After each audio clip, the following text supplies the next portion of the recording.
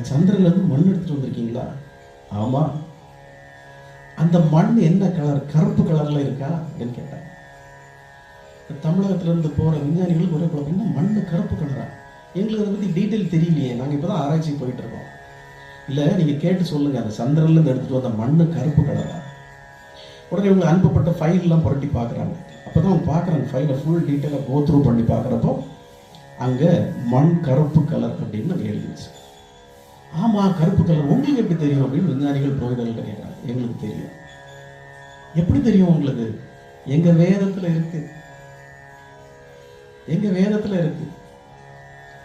சந்திரமசி கிருஷ்ணம், சந்திரமசி கிருஷ்ணம். சந்திரன்ல இருக்கக்கூடிய மண்ணு கிருஷ்ணம். கிருஷ்ணன் தான் கருப்பு. அந்த மண்ணு கருப்பு கலர். எப்போ எழுதி வச்சிருக்காங்க? 5000